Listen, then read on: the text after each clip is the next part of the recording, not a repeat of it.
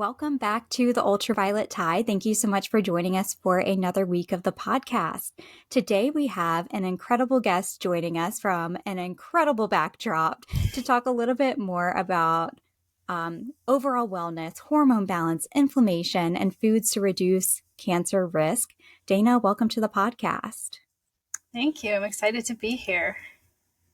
We can't wait for this conversation about just overall wellness. And before we dive in, I'm going to give a little bit more background on you so listeners know a little bit more about you. So Daina Gardiner is a certified holistic nutrition consultant specializing in natural energy recovery for women with chronic fatigue, post-viral, burnout, and so much more. Her work involves functional and holistic nutrition strategies to fast-track energy rejuvenation by focusing on the root cause of fatigue. Daina also supports women in rebalancing, strengthening, and restoring health in their whole body, especially in how hormones influence energy, focus, drive, and health. Daina, that's just a little bit of the work you do. So can you offer a little bit more background on you and the work that you do? Sure. So I got into holistic nutrition because it took a while to get there, but I was diagnosed with chronic fatigue syndrome when I was 15 and battled extreme fatigue for almost 20 years. And finally realized that if I changed my diet and tweaked it a little bit, I would feel better. That got me interested more in how food can, at a deeper level, heal the body. At one point, I went off birth control pills and I ended up with horrible cystic acne and enlisted the help of a naturopathic doctor. And she's really how I got so interested and fascinated by how food can quite quickly reverse symptoms and get you feeling amazing. And it was during that work with her that I actually started to feel a little bit of energy for the first time in almost 20 years. So I researched more about how I could get into nutrition and found holistic nutrition. I love the fact that it is about using food as medicine and really digging deep into the body and figuring out the root cause of your health problems and tying all the pieces together to help you feel your best. So I went into holistic nutrition school and came out and started playing with it to really work on my own energy. And through piecing all of the information and research and all the nutrition protocols that I got together, I was able to finally put my chronic fatigue into remission about 10 years ago. I haven't felt awful or haven't had a funk. I haven't had a crash, any of that stuff in over 10 years. And then just life was terrible when I had no energy. So knowing that having energy is really vital. It's so important to helping you feel your best. And then all of the cool little things that happen when you do address that root cause, other symptoms go away. My hormones rebalanced. As a woman, I am 44. My reproductive cycle just rebalanced and got amazing. And I don't have any issues that a lot of other women struggle with. And now I want to share that with other women and help them feel their best. And especially, it's really important to me to help people take back control of their health so that they can prevent future potential diseases. I know we're talking cancer a bit today. I have this fear of breast cancer myself because I've never had children. I was on birth control pills. I have a few of these other risk factors. And I really feel that over the last 10 or so years, I've reduced those risk factors just simply by really focusing on my nutrition and clearing the toxins from my body and really reducing inflammation, all the things we're going to talk about today. So that's just my little connection with cancer, is just this fear. I'm adopted, so I don't really know my history. So it's just something that I always kind of stay on top of. Yeah, and it makes total sense. And I think so many things you're saying, Snigdha and I are nodding our heads in a total agreement that, using food to heal and addressing your body as this holistic approach to, make sure that you're on top of your health and well-being is so important. And you totally hit the nail on the head in terms of a lot of our community members are cancer survivors, advocates, caregivers, and they have experienced that feeling off balance, not feeling like themselves, maybe dealing with chronic fatigue, maybe dealing with off balance hormones, and they just feel all around not great. So Mhm. we wanted to start off by touching on hormones, and then we'll kind of dive into a few other topics. But let's talk about how hormones can affect energy and focus to start off. All right. So, one of the main hormones that is so important with energy and focus is, of course, our stress hormone, cortisol. When cortisol is optimized and working great, we have great energy. We wake up feeling, excited to start our day, and we have abundant focus. It's usually better throughout the morning, and then it kind of slows down through the afternoon, and that's totally normal because we work on this like circadian rhythm. Cortisol is naturally higher in the morning and drops towards night to help us sleep. When cortisol is imbalanced, whether we are running with high cortisol all day long or we are transitioning more into an adrenal, like a burnout phase of health, that's when cortisol is not optimized. And then it starts to impact our energy. Our adrenals can't keep up with what we need to do each day. We're just constantly like struggling to get going. You kind of feel like you're a few steps behind. Like, I can't keep up with my to-do list. I can't keep up with my chores. And then with cortisol specifically, it has a very intimate connection with the immune system. So when cortisol is triggered, it also triggers your immune system to raise your inflammatory response. And it's the inflammation that can impact the brain. So the brain you start to feel foggy and concentration worsens and maybe memory loss happens. And then of course it increases fatigue. So when cortisol is out of whack, the technical term, we also can experience imbalances in our reproductive hormones like progesterone, which is an anti-anxiety hormone. So when progesterone is out of whack, we feel a bit more anxious, which can trigger more stress and can trigger more worry and inflammation. Likewise, estrogen will become imbalanced, and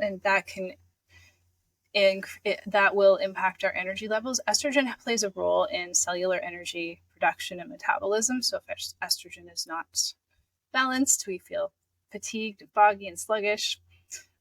And then again, there's another really intimate connection between cortisol and thyroid hormone. If cortisol is imbalanced, thyroid is going to be functioning at a lower level. And so we tend to feel this. The symptoms are very similar. We feel sluggish. We feel like cold hands and feet. Weight gain can start happening. All of these things.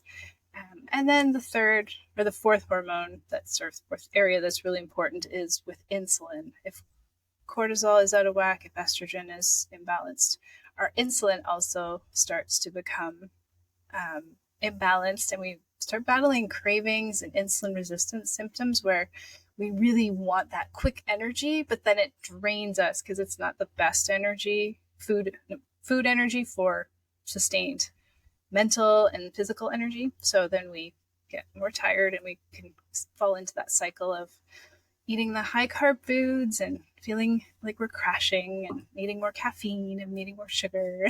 That can happen. It's a vicious cycle. It is. There's a lot of little cycles that start to kick off. I don't know about you, Snigdha, but something that always just blows my mind is just the interconnectivity of everything, about how everything is just so intertwined. I don't know if you feel the same way. I think it's absolutely crazy. I mean, I think we touched on it a little bit with the food, using food to heal kind of ideology. And I don't know how much of it is true. I don't have a medical background. I have no intuition in that sense whatsoever. But I have had parents of friends of mine who, after COVID, they had some side effects that kind of lingered with time.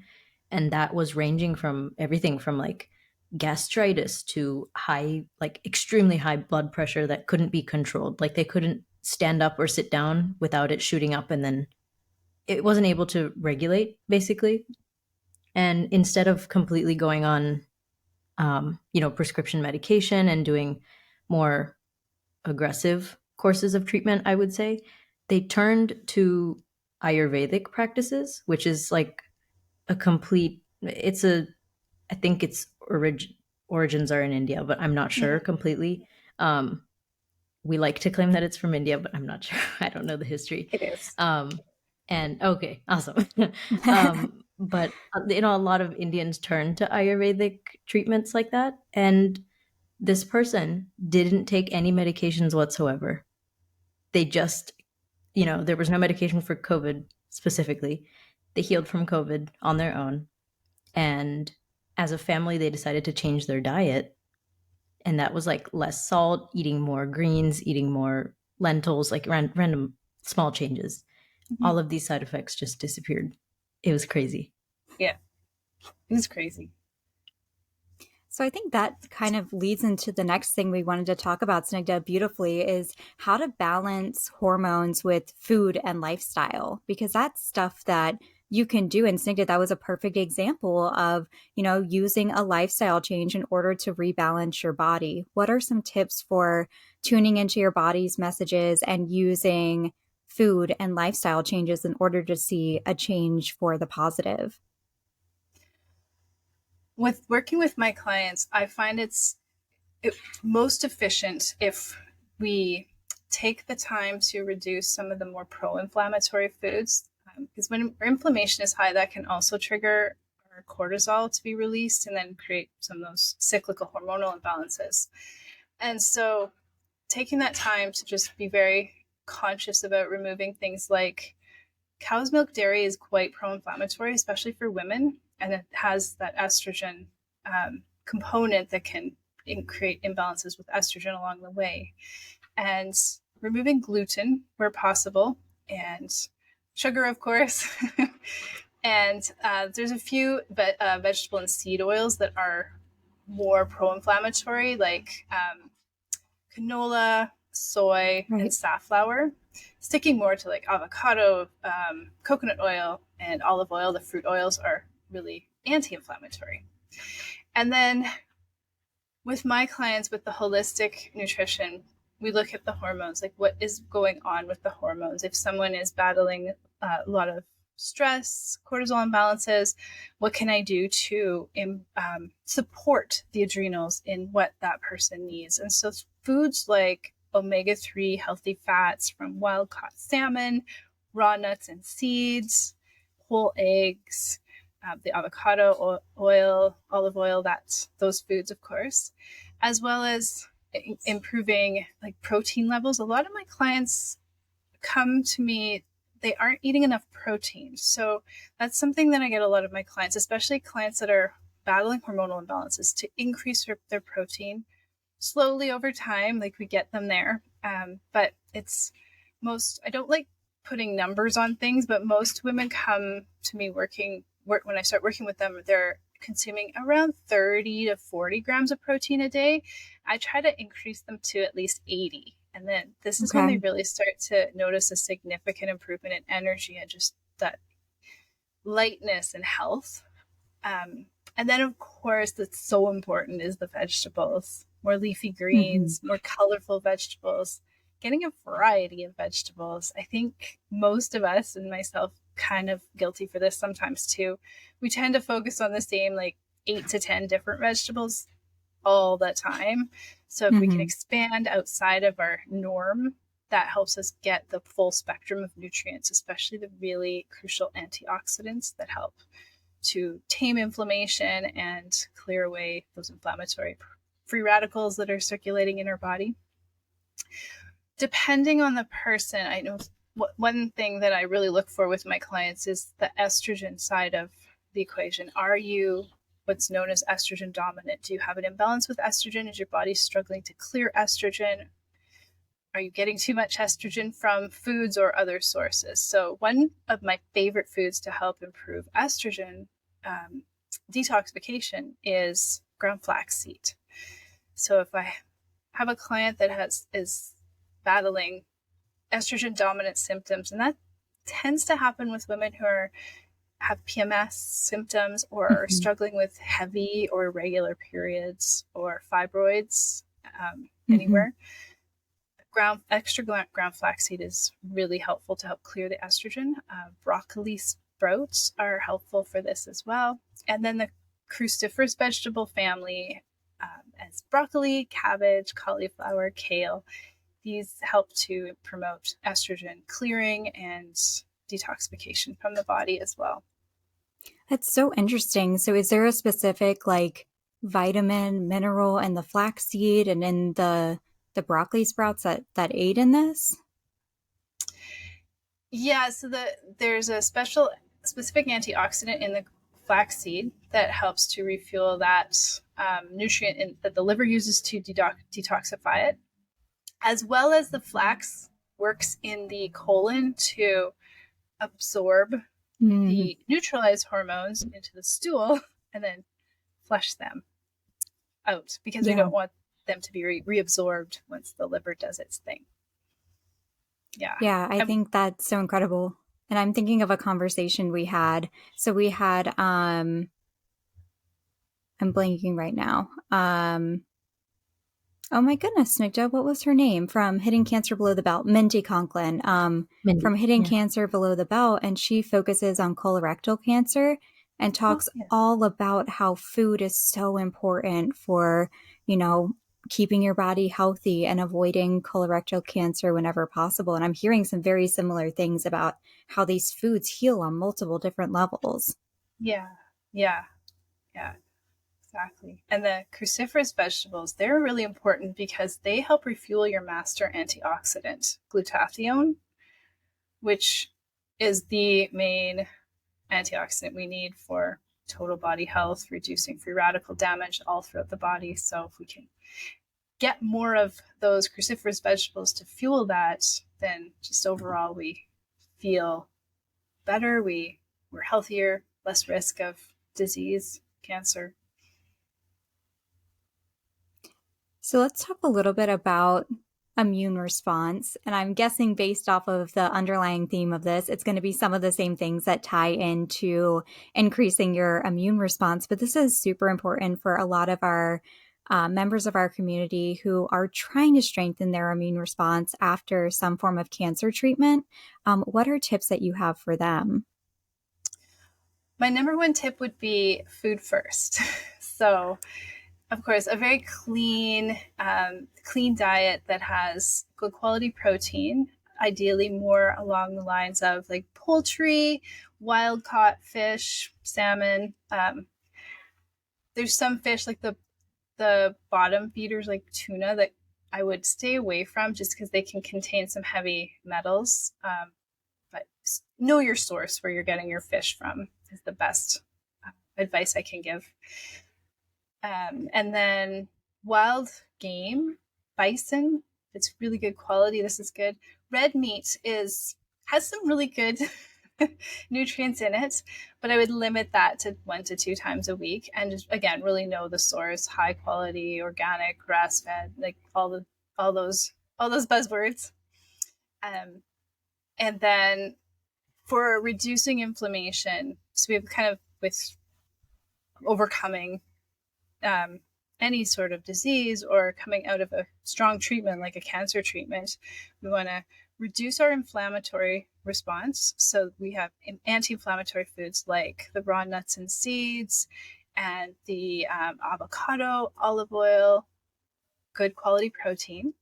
And then we want to boost our antioxidants. So that's where the fruits and vegetables come in. Lots of colorful fruits and vegetables, lots of variety, as well as things like lentils and legumes and chickpeas. These are really great for restoring antioxidant levels and improving overall hormonal health as well, and feeding the adrenals and making sure they're happy and able to keep up with any inflammatory response that is happening post-treatment.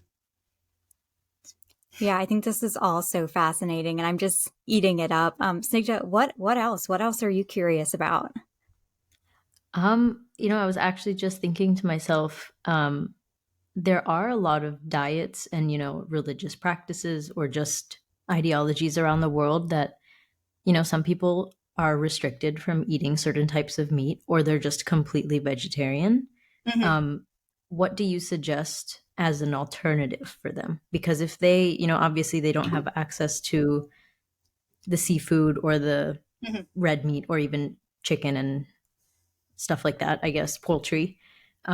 Is there a vegetarian or maybe a vegan alternative that you would suggest?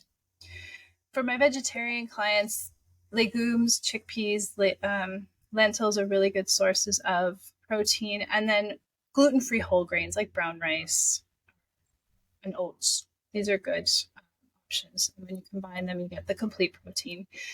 I as a holistic nutritionist, I'm okay with a really good, clean, vegan protein powder to supplement that protein, just because the protein is so important. I would rather a woman or a client get the protein from a clean, it is processed, but a clean protein powder than not get the protein at all. So Right. I do have a few clients that do take a protein supplement every day just to help increase their protein levels. I think this is Awesome. so many good things, like, talk about that we don't get to talk about very often. And, I keep thinking if people are listening as we kind of wrap up the episode, if people are listening and they want to connect with you and they want to learn more, and they're really seeing a lot of value in this episode, where can they connect with you to learn more? My website is probably the best place. So it's www.theenergizedwoman.com, all one word.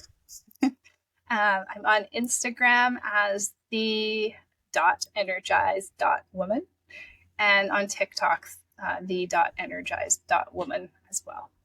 So it's probably the Well, best perfect. places. Perfect. And we'll be sure to link this on the show notes so people can find you super easily and connect with you to learn more.